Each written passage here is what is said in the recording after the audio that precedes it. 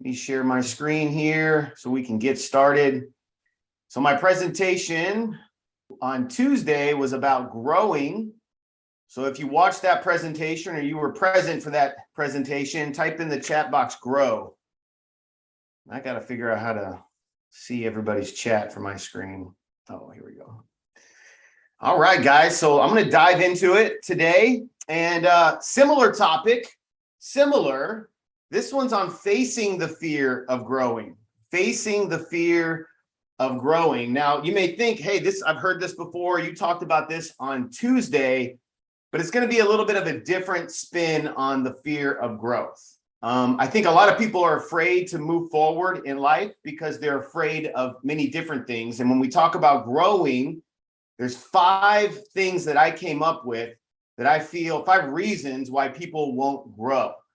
You know, as instructors, we know that in order to get to the next level, we need people in our life to push us to the next level. I always kind of explain it like this to my students. Have you ever jumped in a pool when it's kind of chilly outside? You jump in and at first you're cold, right? Yeah, you're fighting back the urge to jump out of the pool.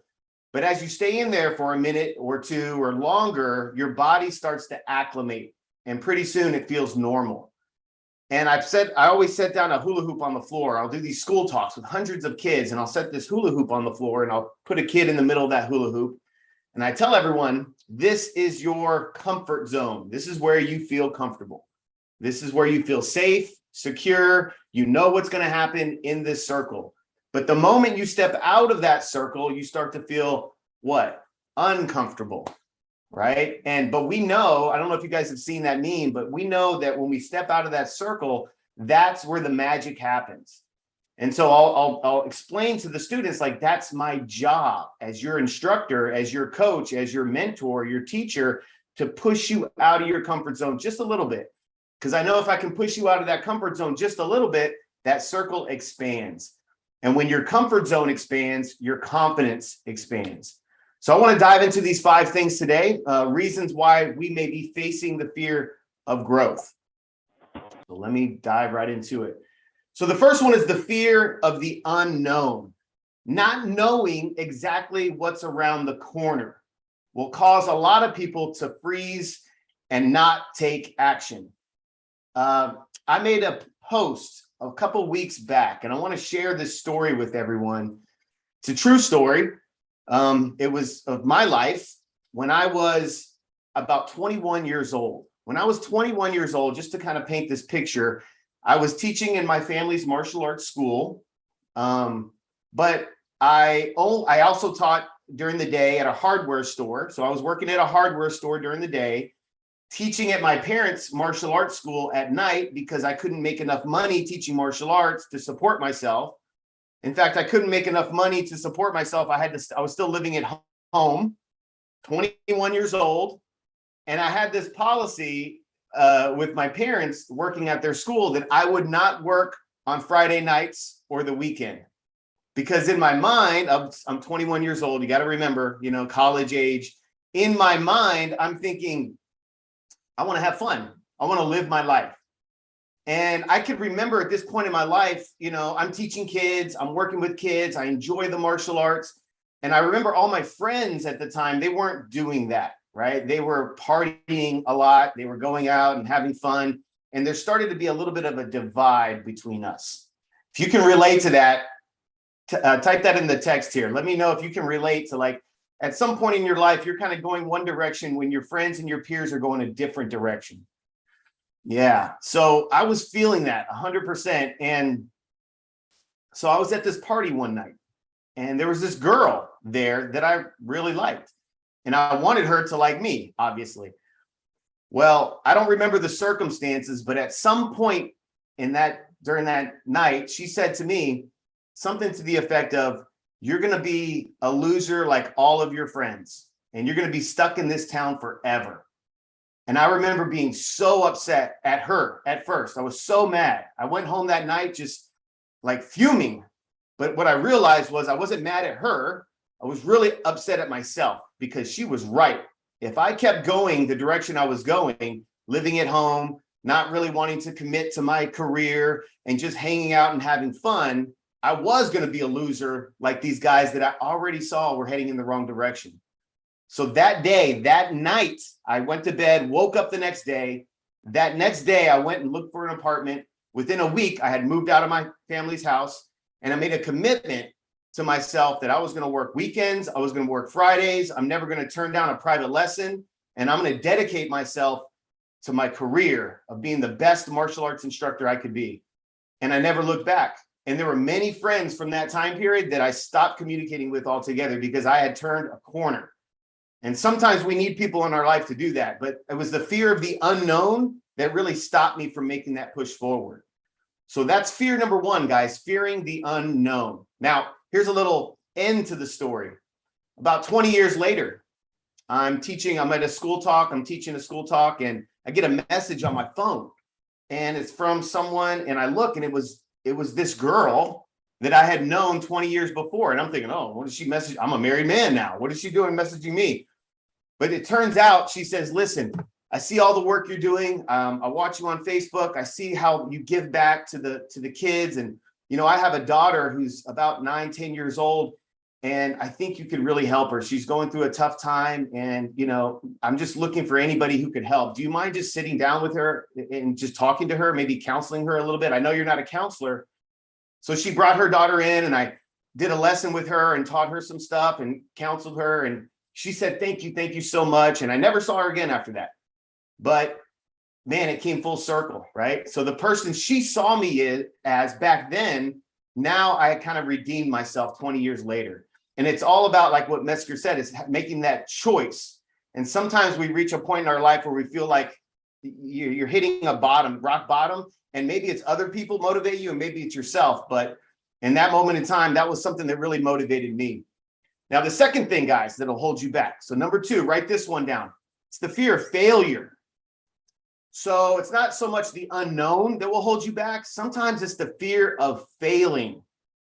Fear of failing. So kind of back to my story. So I started was teaching, right, 21 years old. For the next 10 years, I taught at my parents' martial arts school, and I was committed. I mean, we did everything. We taught noon classes. We taught evening classes. I did after school, summer camp. I drove the bus, and I picked up kids. If you've ever drove a bus and picked up kids from school, type that in the chat box there. But I mean, I did everything, and I was committed to the school. I mean, it was my family school. My heart, my soul was in this school. Well, summer of 2009, my grandma falls ill, and she lived in Florida. So I traveled to Florida to go meet her, and she wasn't doing so well. It was me and my brother. Now, my brother at the time, he's 1 year younger than me. He had just started his own company. And I remember he built out his garage. He put an AC unit in the garage. He sheetrocked the walls, and he started selling, widgets, whatever he was selling at the time, out of his garage. And he hired a sales team, and I was watching him build his dream. And in my mind, I knew that I wanted that as well.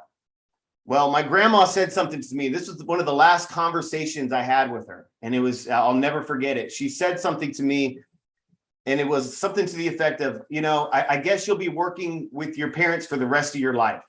And she didn't mean it any certain way, but I took it a certain way. And it was almost like, okay, I'm afraid to step out and do my own thing because I'm afraid to fail. There's so much security in where I'm at right now in my life. I'm afraid to fail. And I knew that. And I knew that that's why it bothered me so much. So again, I made a promise to myself that I was going to open my own school. So I went to my instructor, who was my stepdad at the time, and I said, let's do this together. I want to open a second location. Let's do it together. And he really wasn't having that. He basically said, no, I don't want to do that. So I said, okay, well, I'm going to go open my own school. He said, okay, I support you in that, you got to follow your dreams. So I had $2,000 to my name, $50,000 in debt. I go to the bank to get a loan. Couldn't get a loan, right? I had nothing. They said, you don't have any assets. We can't loan you money. So I decided at that point in time, I said, all right, well, I'm going to move out of my house, and I'm going to move into my brother's garage. He had just converted it and moved out. I said, I'm going to move all my belongings into the garage, move out of my house. I'm going to rent my house so that I can make some extra income. And I'm going to move into my garage. Oh, and by the way, this was at the exact same time I proposed to my wife. So at that time, I proposed to my wife. I'm living in a garage, for about 6 months. But my point is, I hit a point in my life where I said, you know what? I got to go for it. I got to face my fear. And I did. And we opened Hero Martial Arts Academy the beginning of 2010. So guys, sometimes you have to know that like fear is in your mind, but once you start taking action, fear tends to dissolve. So that brings me to number 3, fearing growth, number 3, which is the fear of judgment. Sometimes we're afraid of making change because of what other people will think of us. Oh, you're different. Oh, you're not the same. You're not who you used to be. Oh, you're all about the money. Oh, you just want more students. Oh, you want more status. Whatever the thing may be, the judgment may be, but ultimately you got to do what's best for you, your family, and your team. So 2007, 2008, when I was with my family's martial arts school, we had jumped on board with Maya. This was back in the early days of Maya, and it wasn't quite what it is today. It was different back then, but we learned a ton of information. And so over the next 4 or 5 years, we implemented and we saw growth. Well, when I split, actually right before I split and did my own thing, my family had kind of stopped using Maya. We had taken a break from Maya. So when I split and did my own thing, I'm like, hey, I'm doing my own thing, 100%. I don't need nobody. I don't need help from anybody. I want to see what I'm capable of by myself. So for the next 10 years, that's what I did. I implemented what I had learned, and I, absorbed what I wanted from other people, and I tinkered with things. And we did good. We went from 100 students to 200. But we got to a point where we hit 300 students, and then we would drop back down to 280 and come right up to 300, 280. And this lasted for like 6 years. We could never break that 300 mark, but we were doing well. And when I say doing well, we were bringing on an average of $40,000 a month. And in my mind, like that's amazing. I'd never seen that kind of money in my life. But here's the thing. I started looking at my staff, and some of my staff at that point had been with me for 7, 8, 9 years. And I had been kind of promising them this dream, right? Setting this vision. We're going to make it big. We're going to get you out of debt. We're going to move you into this new house. Just stick with me, guys. We'll make it happen. So about 4 or 5 years of like not growing and hitting a plateau and having meetings with some of my top team members, and, them kind of voicing their stress to me about not being able to pay the bills and being in debt. And now I'm feeling the pressure because I made a promise to them. And I knew at that point in my life, I had to make a change. And I said to myself, I actually said this, maybe this is as good as I can do. Maybe this is it. Maybe you're going to be like this. You're just the second place guy, right? You're never going to get to that level. And then I realized something. I realized I didn't have a team. I had been doing this by myself on my own, and I had done as good as I can do on my own. So I decided summer of 2020, all through the pandemic, right? When all this stuff went crazy, I was like, I need a team. So I reached back out to Maya, and I jumped back on board with Maya. Now, the reason I say fear of judgment is because just to that thing, in my head, I'm like, I want to do this by myself, and I kind of built this thing up in my head and almost made it a part of my personality of who I was. And I was like, what are people going to think if I'm now jumping on board with a consulting company and, and going from no contracts to contracts and testing fees to no testing fees. But ultimately I had to step back and I say, listen, man, that's all ego. I'm in this for my team. And if my team needs help, I need to do whatever I can do to help my team and to give back to them because they've given so much to me. So fear of judgment can be a thing that can hold some people back. Well, I'll tell you this, guys, not to be another commercial, but it's my life. It's just the reality. We saw our numbers. Within like almost overnight, like within a month, we broke that 300 student mark, then 320, then 340, 380. Now we're averaging, instead of $40,000 a month, it's $60,000 a month. But on top of that, to top that off, guys, what's even bigger than that That one head instructor that I used to consult with, and she would have problems with her finances. She's now making, last year she made $80,000 last year. I said that in a talk in front of a bunch of school teachers about a month ago, and the teachers' jaws dropped. They're like, can we work for you? Because that's more money than we make, and we went to college to do this. So I'm just, anyway, my point in that is sometimes you got to face the fear of judgment, even in your own mind, to get to that next level. Guys, in the chat box here, I'm just curious, how many of you guys can relate to that topic, the fear of judgment? Just be honest with ourselves real quick. Just give me like a 1 or something like that. Just put a 1 in the box if you can relate to that. Yeah, Paul, Chris, Apex, Anthony. Nice. Okay, so I'm not alone. That's good. That's good. Well, listen, I've got 2 more. Here's the next thing, guys, that will hold you back from growing. It's the lack of confidence. The lack of confidence. Now, I may come across like a confident person. I don't know. Maybe I don't. But in reality, I still see myself as that little kid in elementary school. When I was in elementary school, I always wanted to try out for I wanted to audition for the school play in elementary school. I wanted to be on stage. I wanted to learn the lines. I wanted to act, but I had a speech impediment. And so 4th, 5th grade, deep into elementary school, I had this impediment. I couldn't pronounce my R's correctly. So I remember very vividly when the teacher would call on me or would ask for someone to raise their hand and answer the question, I wouldn't raise my hand because sometimes I would fumble on my words. I still do it now, by the way, if you haven't noticed.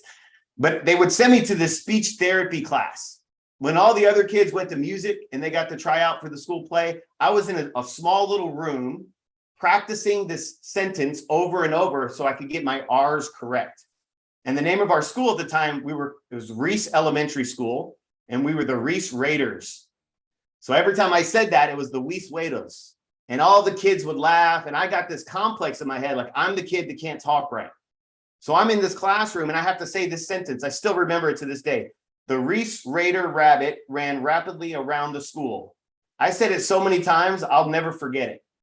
But eventually, I started being able to enunciate my words better and better and better. So why am I bringing up this story? Well, a few months into Maya, I'm bringing my team to the workshops. I'm like, see, look at this, look at this, look at this. We're implementing, we're making things happen. Well, Mr. Metzger pulls me to the side at one of these and says, listen, you guys, welcome back to Maya, welcome back home. Why'd you leave? Why are you back? What are some of the results you're getting?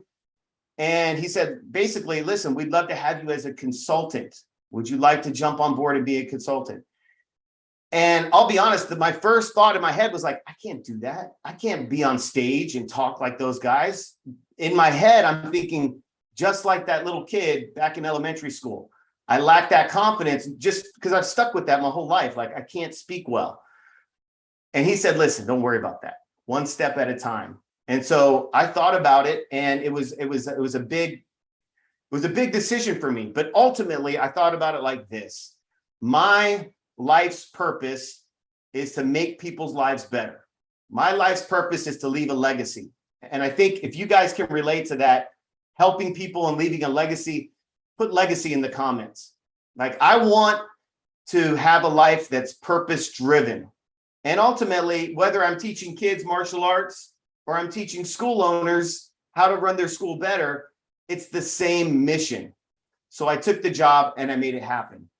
But if I wasn't able to face my fear, who knows where I would be, right? And so when we talk about choices in life, there's forks in the road that you come to all the time, and you have a choice to make. And that fear can either hold you back, or you can face that fear head on and make it happen. In fact, I know there's some people I see Jay on here. I saw, who else did I see on here? Yeah, I see Jay. I know I saw Jay, one of my clients. And he'll tell you, he's even commented the past few days, all the, how we've helped this school grow and how we've helped this school stay afloat. And like that to me is everything. So lack of confidence. The first few choices in life were things that I had to deal with because they benefited me. But later on in my life, I found that the choices I make really make other people's lives better. And then here's the fifth one, guys. Write this one down. I don't know how I'm doing on time. I can get carried away. So I'll stop with this fifth one and pause and see if we can keep going or not. But the last You're good, one, guys, sir. We're ahead of schedule. Good. Okay, good. Well, the fifth one, guys, is the fear of success. Now, this one may sound weird to some people. Like, what do you mean fear of success? To you guys on this call right now, that may not apply to you because, listen, you're here. There's like half the amount of people that are here on day 3 than we're probably here on day 1. You guys are committed, but still, all of us fear success to some degree. So now the last part of my story, the last part of my journey, and I want to wrap it up with this. 4 months ago, I kind of pre-framed this in the earlier talk. I opened my second martial arts school. But man, this is not something that just happened overnight. This is something I've been dreaming of since I opened my first school. I wanted to open the second. But we never pulled the trigger because we just weren't ready. We didn't have the team in place. We didn't have the systems in place.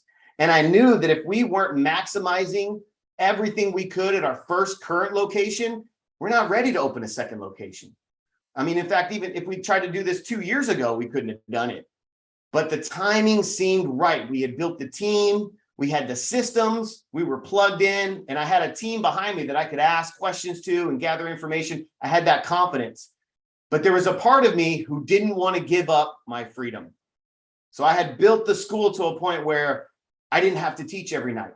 In fact, I don't have to teach unless I want to teach. And that took a long time. So I started to have more freedom, right? I was starting to be able to let my team handle things. And I really like that. But again, fear of success meant that I would have to change that. I would have to work harder now. I would have to put more hours in. I would have to take all this money that I had earned and put it into this new venture, and I would have to move my team around. But the decision was easy to make because I had a compass. And the compass is, what's my legacy? Who do I want to help? And it's always been my team. It's been my team because without them, I wouldn't be where I'm at. So we made the decision to move forward and take that leap and start that second location. And had I not faced that fear of success, I probably would just be sitting there waiting for the right time. Instead, you got to move forward. So those are the 5 things that I wanted to start off with. And then I have a few more things on ways that you guys can, if you're dealing with any one of these 5, ways we can navigate around them. So let me move on and share those with you guys. The first one, my advice for everybody is to identify your fears. That's number 1. Identify, what are you afraid of? This is what I call emotional intelligence. Emotional intelligence is knowing your emotions, labeling them correctly, and then navigating the world through that lens. But a lot of people don't really identify their fears. They're not honest with themselves. So I want you to take a look. If there's anything that you learned over the past 2 days and anything that you may learn over the next 3 hours that you're like, oh, I'm not sure. I don't know if I can implement that. I'm not sure if that's right for us. Step back and really identify, what are you afraid of? As a matter of fact, guys, write down in the comment section, if you can here, just in the message, is there anything that you're afraid of? Any change that you're afraid of? Let's identify it. Let's put us all out there right now and hold each other accountable. Let me read here so I can see this. Failing my team. I feel you on that one. Yep. Being judged for wanting to grow. Angela, I understand. Not reaching my potential. Charging down payments. All legitimate fears, and all fears that I've had at some point. Getting in over our heads. It's that fear of success sometimes, like failing the team and family. I hear you, James. I hear you. Well, guys, let's move forward to the second one. So number 1 is identify those fears. And here's number 2. Number 2 is, I want you to reframe your mindset. Okay. Take a look at what your beliefs are. So, we talk about limiting beliefs and whatnot, right? And really, it's funny because everything you guys just put in here, not everything, but many of the things you guys put in here are really just beliefs that you have. They're a belief that you picked up from somebody somewhere at some point. Now, we got to be really careful where we get these beliefs from, because there may be people in your life who mean well, that will give you advice, but it's not good advice. And you may be getting advice from someone who's never done it before, or who maybe did it wrong, tried it, it didn't work, and then now they're telling you it doesn't work. You know, like for instance, if you want advice on marriage, how to have a successful marriage, talk to a couple who has a successful marriage. And you may say, well, you can learn a lot from other people's failures. Yeah, you can learn from failures, but how much quicker would you learn from someone who's doing it right, where you could just follow the steps? Because learning from failure, it doesn't really mean, that doesn't necessarily translate to now you're going to get it right. You just know what not to do. What I want to know is, give me the steps.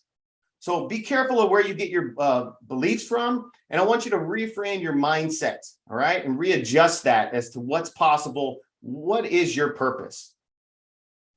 All right, next one, guys. Number 3, take small steps. Like, just start moving. Take action. Action. This has been brought up time and time again. Take action. You know what I mean? Like, I bet, I don't know if Shane's on here yet, but Shane was my original coach. He was my consultant. And, you know, I think I took action pretty quick. You know, when he told me to do something, I did it. When he told me to do, I did it, because I was in a hurry. So action is important, but just start making those small steps, right? Prioritize what you need to, focus on the most important thing, do that first, focus on the next thing, and do that first. And if you need help with what is the most important thing, ask, find the help. It's out there. All right. The next one, celebrate the wins. Celebrate when you win. Stop and smell the roses. I got to remind myself of this one. I got to remind myself of this one all the time. I'm always focused on the next thing, the next thing, the next thing, the next mountain to climb. What's the next goal? That I rarely stop and like, oh man, look at all I've done. Look at all we've accomplished. And I think it's important to stop, smell the roses, celebrate the wins as you go through life. And then the other one is seek support. We've talked about this over and over again. Listen, guys, this is why I do what I do, to help people. If you guys, you know, if there's anything you guys have learned from today or the past few days, if there's anything at all that you want to implement and you're not sure, just ask. You know, I can remember times when I reached out to Metzger, even when I wasn't with Maya, I would have a question and he would always answer my question. It wasn't a sales pitch. It was just, he's here to help.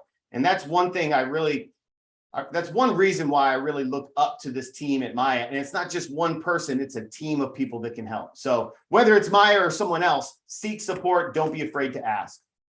All right, guys. So a lot of stuff there in this speech there. If there's something that you heard me talk about over the last 30 minutes that really resonated with you, put it in the chat box for me, please. I'd love to hear some feedback. Remember, feedback is the breakfast of champions. Reframe that mindset. Thank you, Chris. All right. Looks like Chris is the only. Okay, there we go. Don't be afraid of change. Yeah, exactly. Celebrate the wins. Don't be afraid of change. Man, celebrate the wins. Absolutely. Awesome, guys. Okay. Yeah, nice. All right, guys. Well, Chris, that's my presentation. Hope you guys enjoyed it. I'm looking forward to the next 2 hours. I'm going to be here with you guys watching, taking notes. I've been taking notes the whole time. I'm still learning just like you.